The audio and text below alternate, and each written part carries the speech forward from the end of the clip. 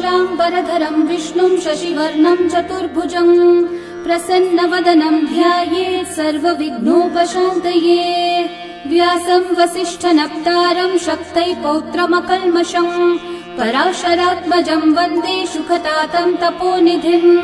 व्यासाय विष्णुरूपाय व्यासरूपाय विष्णवे नमो वै ब्रह्मनिधये वासिष्ठाय नमो नमः।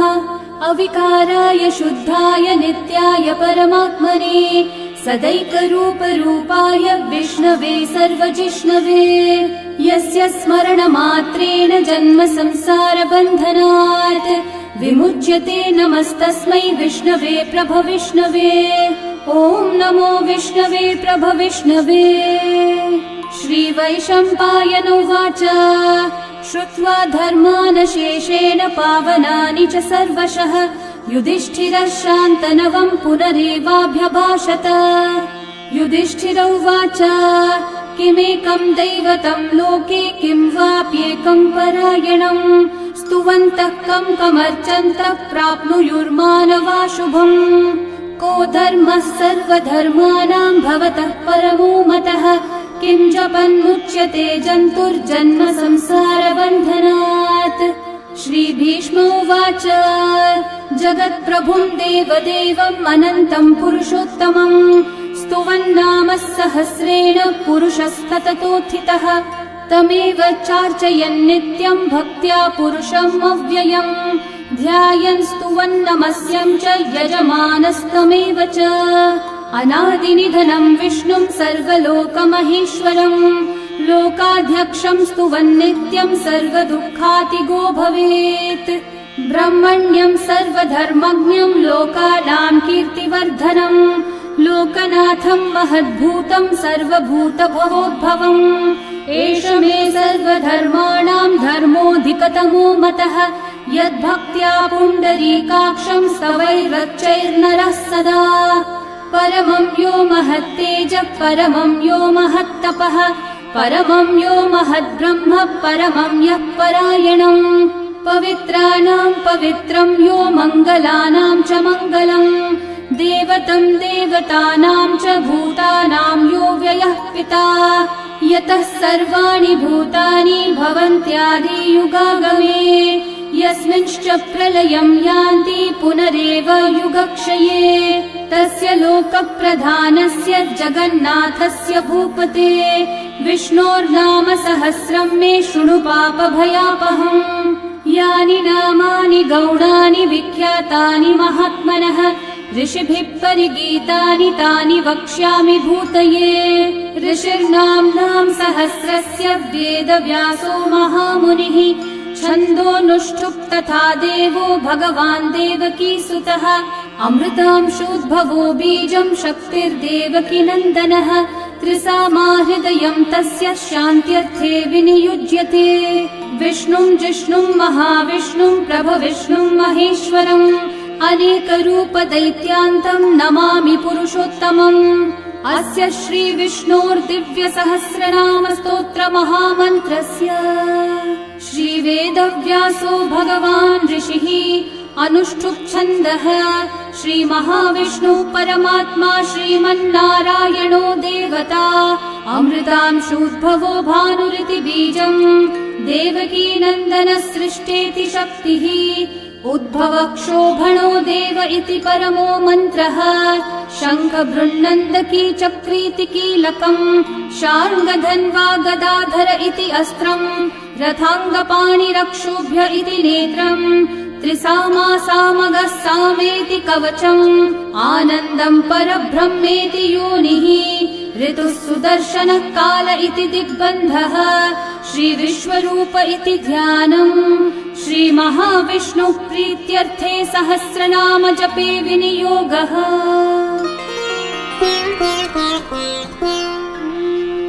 ध्यानम् क्षीरोधन्वत्प्रदेशे शुचिमणिविलसत्सैकते मौक्तिकानाम् माला क्लृप्तासनस्थस्फटिकमणिनिभैर्मौक्तिकैर्मण्डिताङ्गः शुभ्रैरभ्रैरतभ्रैरुपरि विरचितैर्मुक्तपीयूषवर्षैः आनन्देन पुनीयादरिनलिनगदा शङ्खपाणिर्मुकुन्दः बुःपादौ यस्य नाभिर्वियदसुरनिलश्चन्द्रसूर्यौ च नेत्रे कर्णावाशाः शिरौ द्योर्मुखमपि दहनो यस्य वास्तेयमब्धिः अन्तस्थं यस्य विश्वं सुरनरखगो भोगि गन्धर्वदैत्यैः चित्रं रं रम्यते तं त्रिभुवन विपुषं विष्णुमीशं नमामि। ॐ नमो भगवते वासुदेवाय। शान्ताकारं भुजगशयनं पद्मनाभं सुरेशं विश्वाधारं गगनसदृशं मेघवर्णं शुभाङ्गम् लक्ष्मीकान्तं कमलनयनं योगिहृद्ध्यानगम्यं वन्दे विष्णुं भवभयहरं सर्वलोकैकनाथम् मेघश्यामं पीतकौशेयवासं श्रीवत्साङ्कं कौस्तुभोद्भासिताङ्गम् पुण्योपेतं पुण्डरीकायताक्षं विष्णुं वन्दे सर्वलोकैकनाथम् नमः समस्तभूतानामादिभूताय भूभृते अनेकरूपरूपाय विष्णवे प्रभविष्णवे सशङ्खचक्रं सकिरीटकुण्डलं सपीतवस्त्रं सरसीरुहेक्षणं सहारवक्षस्थलशोभिकौस्तुभं नमामि विष्णुं शिरसा चतुर्भुजम् छायायां पारिजातस्य हेमसिंहासनोपरि आसीनमम्बुदश्याममायताक्षम् अलङ्कृतम् चन्द्राननं चतुर्बाहुं श्रीवत्साङ्कितवक्षसं रुक्मिणी सत्यभामाभ्यां सहितं कृष्णमाश्रये। ॐ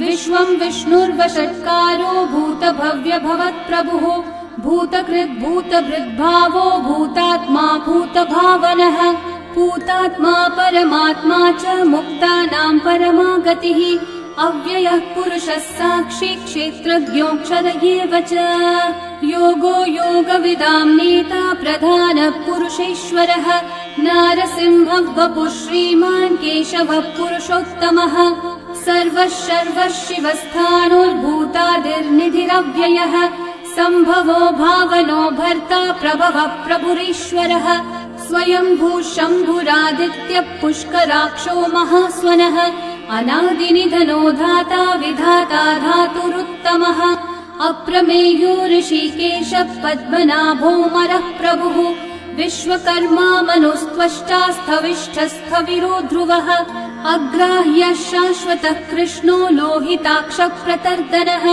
प्रभुतस्त्रिककुब्धामः पवित्रं मङ्गलं परम् ईशानः प्राणदः प्राणो ज्येष्ठः श्रेष्ठः प्रजापतिः हिरण्यगर्भो भूगर्भो माधवो मधुसूदनः ईश्वरो विक्रमी धन्वी मेधावी विक्रमक्रमः अनुत्तमो दुराधर्षः कृतज्ञः कृतिरात्मवान् सुरेशः शरणं शर्म विश्वरेतः प्रजाभवः अहः संवत्सरो व्याळः प्रत्ययः सर्वदर्शनः अजः सर्वेश्वरः सिद्धिः सिद्धि सर्वादिरच्युतः वृषा कपिरमेयात्मा सर्वयोगविनिःसृतः वसुर्वसुमना सत्यः समात्मा संवितः समः अमोघः पुण्डरीकाक्षो वृषकर्मा वृषाकृतिः रुद्रो बहुशिरा बभ्रुर्विश्वयोनिः शुचिश्रवाः अमृतः शाश्वतस्थाणोर्वरारोहो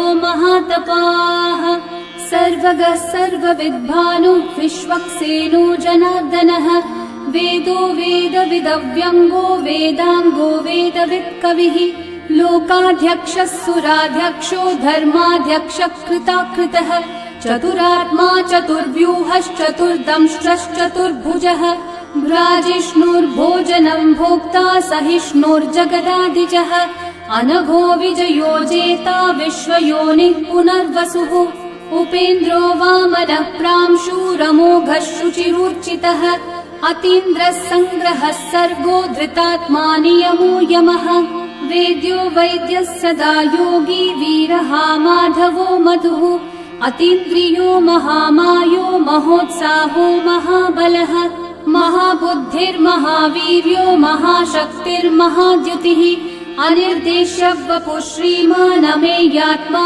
महाधृतक् महेश्वासो महीभर्ता श्रीनिवासः सतां गतिः अनिरुद्धः सुरानन्दो गोविन्दो गोविदाम्पतिः मरीचिर्दमनोहंसः सुपर्णो भुजगोत्तमः हिरण्यनाभः सुतपः पद्मनाभः प्रजापतिः अमृत्युः सर्वदृक्सिंहः सन्धाता सन्धिमान् स्थिरः अजो दुर्मशनः शास्ता विश्रुतात्मा सुरारिः गुरुर्गुरुतमो धामः सत्यः सत्यः पराक्रमः निमिषो निमिषस्रग्वी वाचस्पतिरुदारधीः अग्रणीर्ग्रामणी श्रीमान् न्यायो नेता समीरणः सहस्रमूर्धा विश्वात्मा सहस्राक्षः सहस्रपात् आवर्तनो निवृत्तात्मा संवृतः सम्प्रमर्दनः अहः संवर्तको वह्निरनिलो धरणीधरः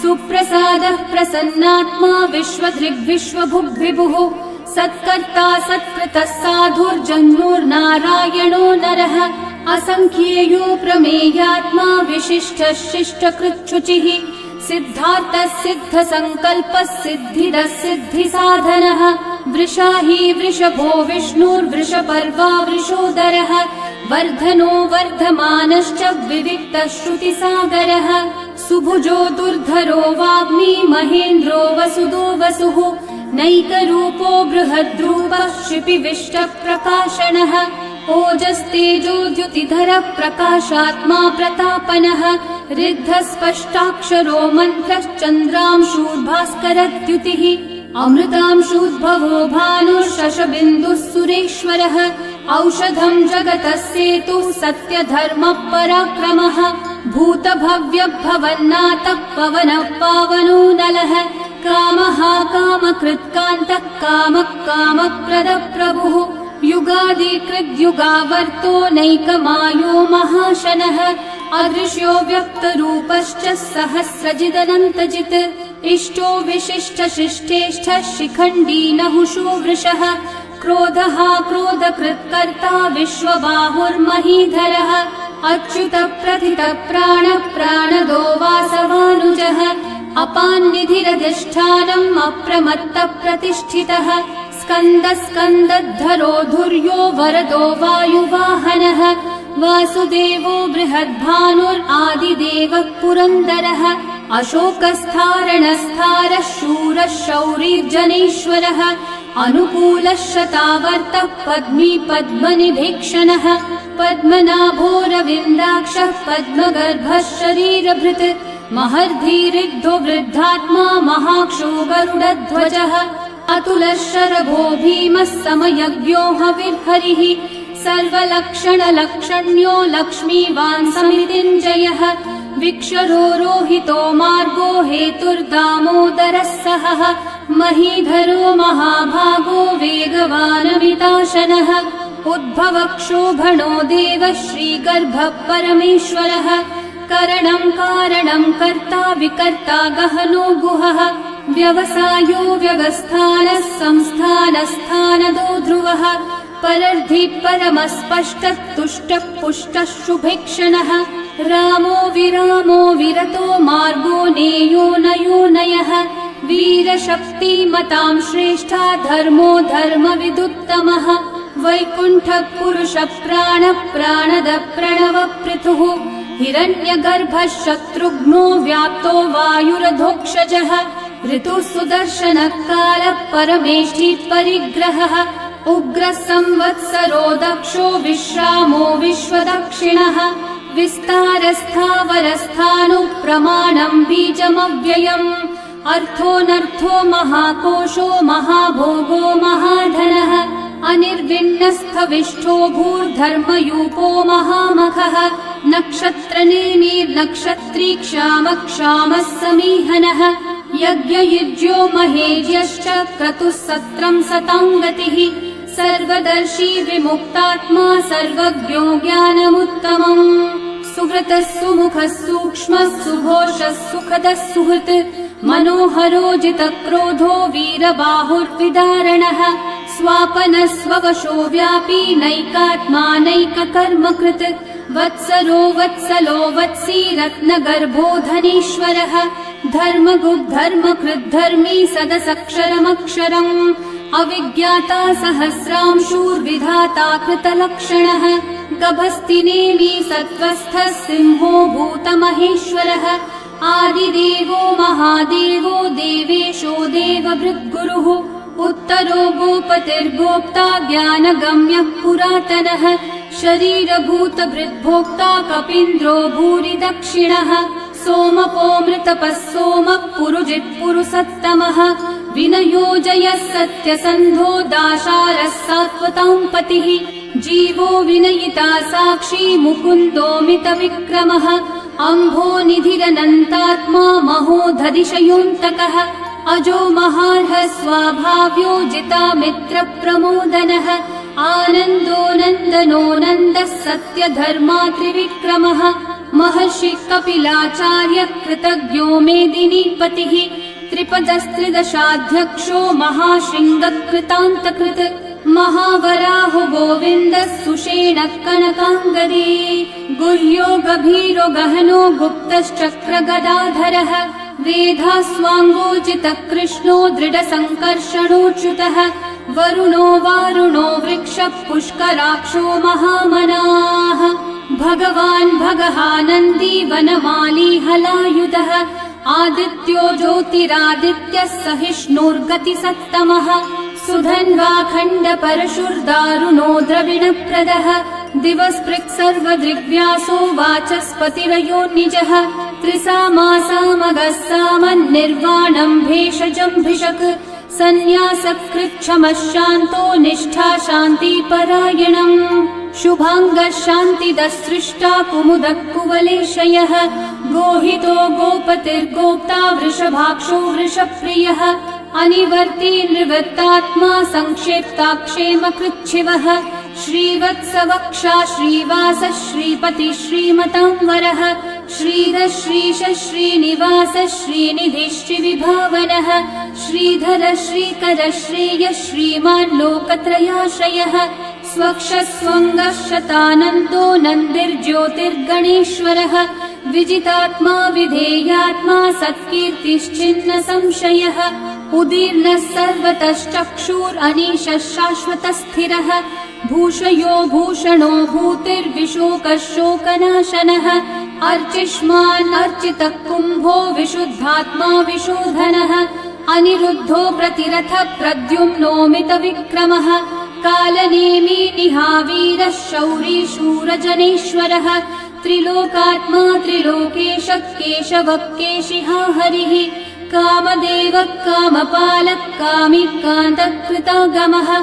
अनिर्देश्य वपुर्विष्णु वीरोऽनन्तो धनञ्जयः ब्रह्मण्यो ब्रह्मकृद्ब्रह्मा ब्रह्म ब्रह्मविवर्धनः ब्रह्मविद् ब्राह्मणो ब्रह्मी ब्रह्मज्ञो ब्राह्मणप्रियः महाक्रमो महाकर्मा महातेजा महोरगः महाक्रतुर्महायज्वा महायज्ञो महाहविः स्तव्यस्तव प्रियस्तोत्रम् स्तुतिस्तोतारणप्रियः पूर्णपूरयिता पुण्यकीर्तिरणामयः मनोजवस्तीर्थकरो वसुरेता वसुप्रदः वसुप्रदो वासुदेवो वसुर्वसुमनाहविः सद्गति सत्कृति सत्ता सद्भूति सत्परायणः शूरसेनो यदुश्रेष्ठः सन्निवासः सुयामुनः भूता वासो वासुदेवः सर्वासु निलयो नलः दर्पः दर्पदो दृप्तो दुर्धरोऽथा पराजितः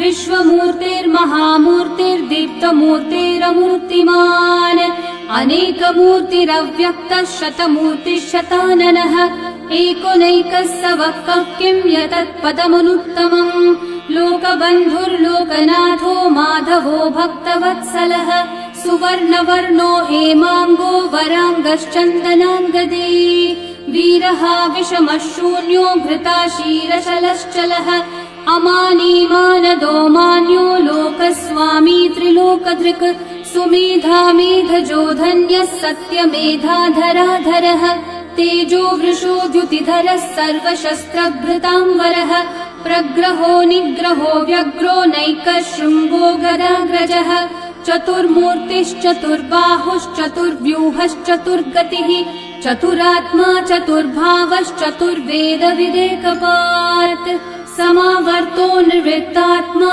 दुर्जयो दुरतिक्रमः दुर्लभो दुर्गमो दुर्गो दुरावासो दुरारिहा शुभांगो लोकसारङ्गः सुतन्तुस्तन्तुवर्धनः इन्द्रकर्मा महाकर्मा कृतकर्मा कृतागमः उद्भवः सुन्दर सुन्दो रत्ननाभः सुलोचनः अर्को वाजस्सनः शृङ्गी जयन्तः सर्वविजयी सुवर्णबिन्दु रक्षोभ्यः सर्ववागीश्वरेश्वरः महाहृदो महागर्तो महाभूतो महानिधिः कुमुदः कुन्दरः कुन्दः पर्जन्यः पावनो निलः अमृताशोऽमृतवपुः सर्वज्ञः सर्वतोमुखः सुलभः सुव्रतः सिद्धः शत्रुजिच्छत्रुतापनः न्यग्रोधोदम्बरोऽश्वत्थश्चाणूरान्ध्रनिषूदनः सहस्रार्चिः सप्तजिह्वा सप्तैधा सप्तवाहनः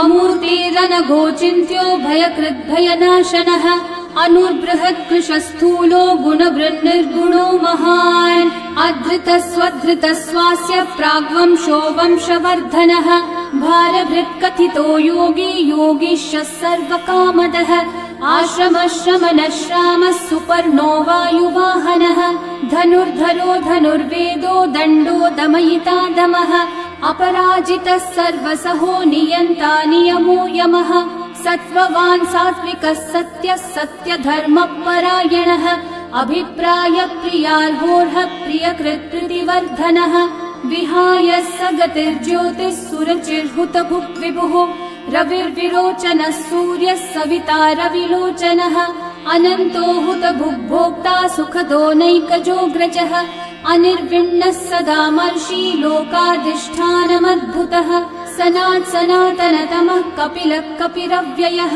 स्वस्तिदः स्वस्तिकृत् स्वस्ति स्वस्ति भुक् स्वस्ति दक्षिणः अरौद्रः कुण्डली चक्री विक्रम्यूर्जितशासनः शब्दातिगः शब्दसः शिशिरः शर्वरीकरः अक्रूरः पेशलो दक्षो दक्षिणः क्षमिनाम्बरः विद्वत्तमो वीतभयः पुण्यश्रवणकीर्तनः उत्तारणो दुष्कृतिः पुण्यो दुःस्वप्ननाशनः वीरः रक्षणः सन्तो जीवनः पर्यवस्थितः अनन्तरूपोऽनन्तः श्रीर्जितमन्युर्भयापहः चतुर्रश्रो गभीरात्मा विदिशो व्यादिशो दिशः अनादिर्भूर्भुवो लक्ष्मी सुवीरो रुचिराङ्गदः जननो जनजन्मादि भीमो भीमपराक्रमः आधारनिलयो धाता पुष्पहास प्रजागरः ऊर्ध्वगः सत्पथाचारः प्राणदः प्रणवप्पणः प्रमाणं प्राणनिलयं प्राणभृत् प्राणजीवनः तत्त्वं तत्त्वविदेकात्मा जन्म मृत्युजरातिगः भूर्भुवः स्वस्तरुस्तारः सविता प्रपितामहः यज्ञो यज्ञपतिर्यज्वा यज्ञाङ्गो यज्ञवाहनः यज्ञभृद्यज्ञभृद्यज्ञी यज्ञभुग्यज्ञसाधनः यज्ञात् कृद्यज्ञगुह्यामन्नमन्नादयेव च आत्मयोनिः स्वयं जातो वैखानः सामगायनः देवकीनन्दनः सृष्टा शितीशः पापनाशनः शङ्खवृन्नन्दकी चक्री शार्ङ्गधन्वा गदाधरः रथाङ्गपाणिरक्षोभ्यः सर्वप्रहरणायुधः सर्वप्रहरणायुध ॐ नम इति वनमाली गदी शार्ङ्गी शङ्खी चक्री च नन्दकी श्रीमान्नारायणो विष्णुर्वासुदेवोऽभिरक्षतु वनमाली गदी शार्ङ्गी शङ्खी चक्री च नन्दकी श्रीमान्नारायणो विष्णुर्वासुदेवोऽभिरक्षतु वनमाली गदी शार्ङ्गी शङ्खी चक्री च नन्दकी श्रीमान्नारायणो विष्णुर्वासुदेवोऽभिरक्षतु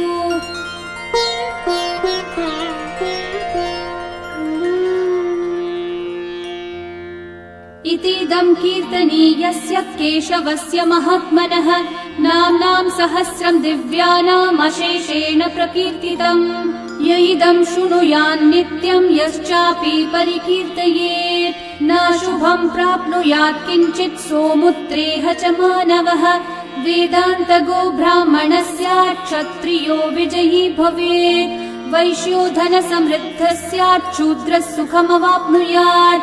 धर्मार्थी प्राप्नुयात् धर्मम्, अर्थार्थी चार्थमाप्नुयात्। कामानवाप्नुयात् कामी, प्रजार्थी चाप्नुयात् प्रजाम्। भक्तिमान् यः सदोत्थाय, शुचिस्तद्गतमानसः, सहस्रम् वासुदेवस्य नाम्नामेतत् प्रकीर्तये।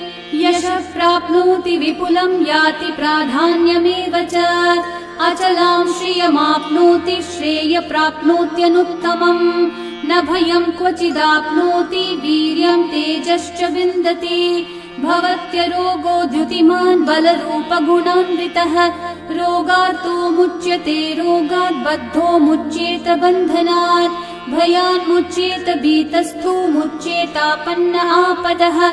दुर्गान्यतितरत्याशु, पुरुषः पुरुषोत्तमम्। स्तुवन्नाम सहस्रेण, नित्यम् भक्ति समन्वितः।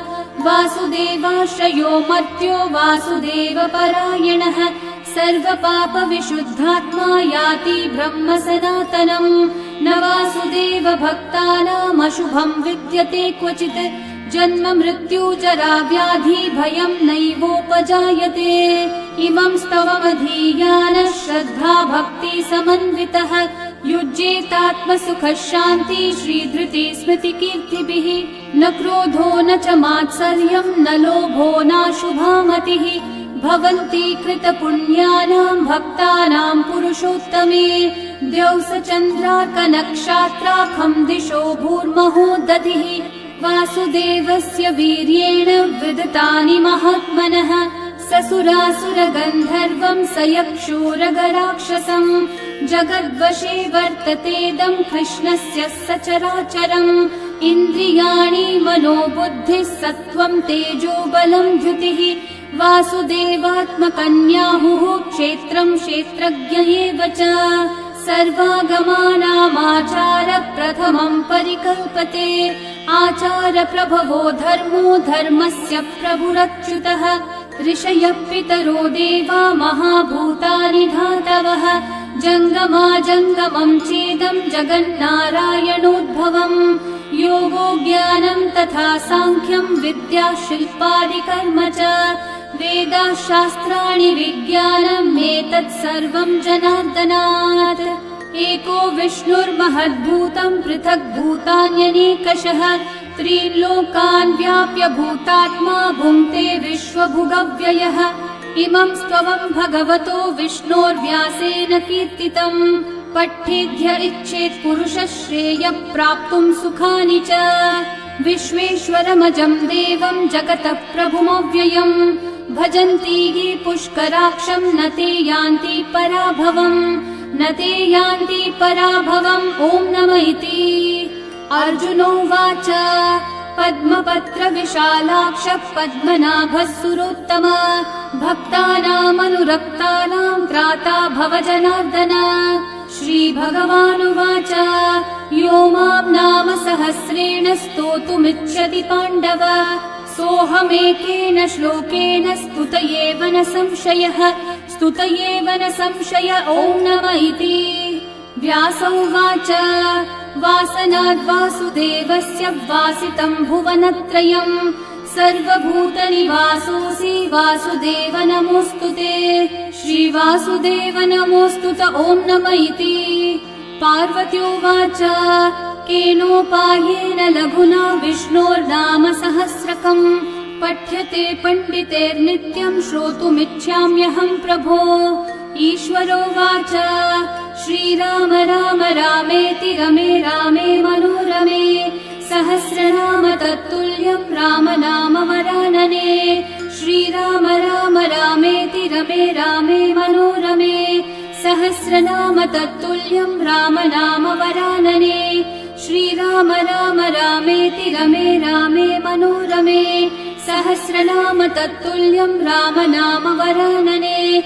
श्रीराम नाम वरानन। ॐ नमः इति। ब्रह्म उवाच नमोऽस्त्वनन्ताय सहस्रमूर्तये, सहस्रपादाक्षि शिरोरुबाहवे। सहस्रनाम्ने पुरुषाय शाश्वते, सहस्रकोटियुगधारिणे नमः। सहस्रकोटियुगधारिण ॐ नम इति। सञ्जय उवाच यत्र योगेश्वर कृष्णो यत्र पार्थो धनुर्धरः तत्र श्रीर्विजयो भूतिर्ध्रुवा नीतिर्मतिर्मम। श्रीभगवानुवाच अनन्याश्चिन्तयन्तो मा ये जनाः पर्युपासते तेषाम् नित्याभियुक्तानाम् योगक्षेमम् वहाम्यहम्। परित्राणाय साधूनाम् विनाशाय च दुष्कृताम् धर्म संस्थापनार्थाय सम्भवामि युगे युगे। आर्ता विषण्णा शिथिलाश्च भीता घोरेषु च व्याधिषु वर्तमानाः संकीर्त्य नारायण शब्दमात्रम् विमुक्तदुःखा सुखिनो भवन्तु।